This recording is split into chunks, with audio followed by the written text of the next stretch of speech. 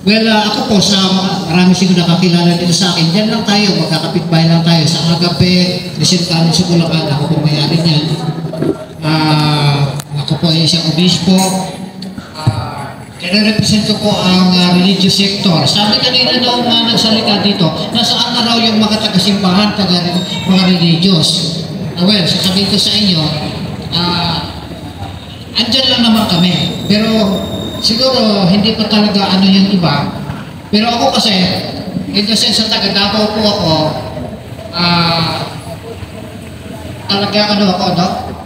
Nakikita ko kung paano improvement sa Davao nung ako ang mga Duterte, yung peace and order dati in Davao City, talagang talamak ko sa insurgency po yan. Ang tawag dyan ay Nicaragua, araw-araw patay mga police, military. Pero nung naupo si Duterte, yan lahat po ay nawala, ano? Pati yung droga sa Davao, ako po'y saksi dyan. Talamak ang droga. Daw mga kapatid, I would like just to say, no, kanina nabanggit yung droga. Daw nagkaroon ng masakit dito para sa kalaman ng lahat, ako po talaga ang pinakaunang nag-respond. Dahil nalaman ko taga-Tagum pala yung pamilya. Ako'y taga-Davao. Ako talaga nag-respond sa kanila kasi parang tuliro na yung asawa, wala na siyang wala siyang pausap. So ako ang gumawa ng sulat, ako ang nag-draft ng sulat para sulatan si President Digong na pumunta dito. So ako po yung doon, nag-facilitate yung hanggang sa nakarating dito kina Mayor, kina Congressman. Dahil nung early morning na yan, wala po talaga silang alam kung anong gagawin nila doon sa pangyayari. So ako, dahil kababayan ko sila, I really make my homework to do the Kaya nung nagdadatingan na dito, nung dumating si Digong dito, nung dumating yung PSG dito, ako po ay talagang nag-assist sa kanila dito. Kasama na siguro yung mga homeowners sa dito. So, saksi po tayo kung gaano katalamat yung droga sa panahon na yan, at hindi po tayo makakapayag na magpapatuloy po yan.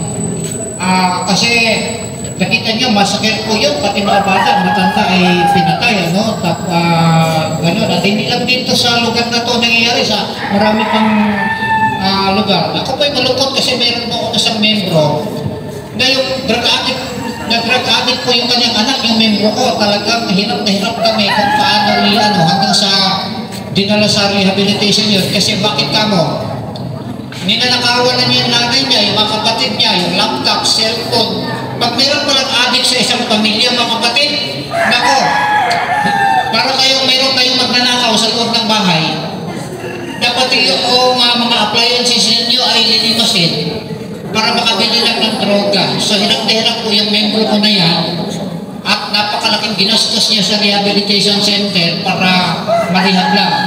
Unfortunately, hindi naman talaga kaya ng rehab na babaguhin yung buhay ng tao kasi ang sabi ng Biblia, Diyos lang talaga ang pwedeng magbago sa puso at sa buhay ng tao spiritually Kaya bumabalik na naman siya sa pagdudroga at problema na naman malaki. Kaya huwag natin hayaan yung mga anak natin ay sa droga. Kaya nga sabi ng Biblia Psalms 94 verse 1 and 3, sabi doon, the only thing that the evil triumph is for the good men to do nothing. So ibig sabihin, kung gusto nyo magtagumpay ang mga evil na tao, masamang tao, yung mabubuting tao walang gagawin. Na hindi po tayo makakapayag na gano'n. Kasi kung mabuti kang tao, alam mo yung may nangyayari ng evil sa iyong paligid, may nangyayari ng evil sa gobyerno, hindi ka pa kikipo, hindi ka pa magsasalita, parang binibigyan mo ng lisensya, binibigyan mo ng permiso ang mga evil na tao na mamumuno sa gobyerno para magpapatuloy sa kanilang kasamaan, sa kanilang gagawin, sa kanilang ginagawa, pangmurakot, pag-exploit sa taong bayan, gamit ang ayuda. Biruin mo, parang ang katapat natin ay ayuda lang walang long-term project ng government para umunlad yung livelihood ng mga tao.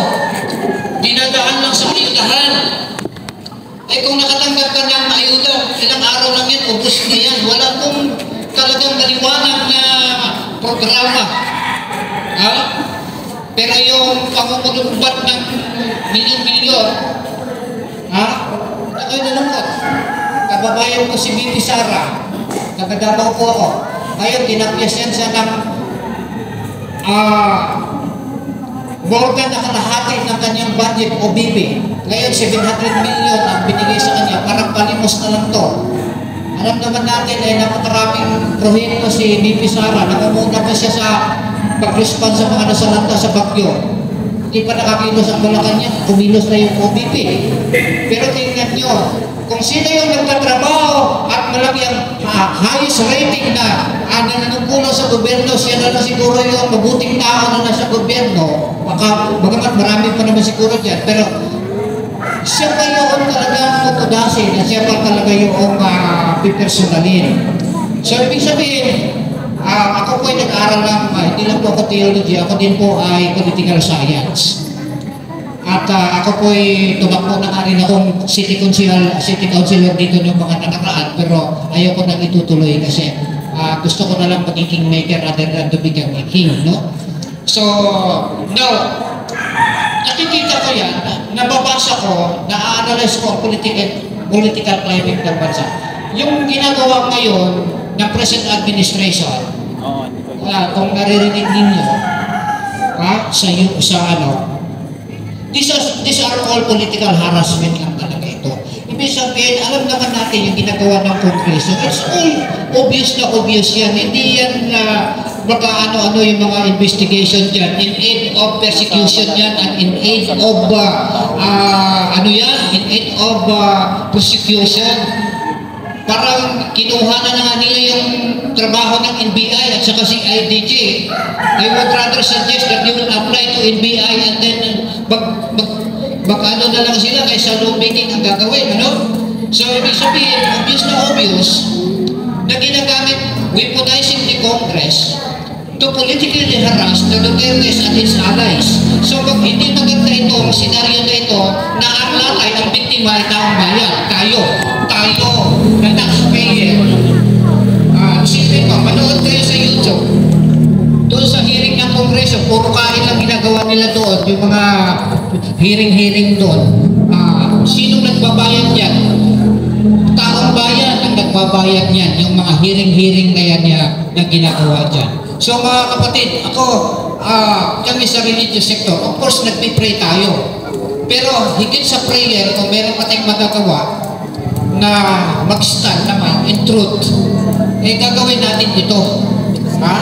So, yun lang ang aking makukontribute. Nung in-inform ako ni Director Dante Navarro na meron daw maisok dito, malapit lang sa lugar ko, kaya hindi po ako magsayang ng panahon na ako'y makiisa sa layunin ito for the survival of this country. Kawa-awa po ang country natin. Nakakaawa po tayo lahat. Hindi po sila kawawa, mga milyonaryo yung mga politiko na yan. Hindi po sila kawawa. Ang kawawa po ay yung taong bayan na umaasa ng kalinga ng ating gobyerno. Pero nawa, pagpalain tayo ng Diyos, pagpalain ng bansang ito. Salamat po at magandang hapon sa lahat.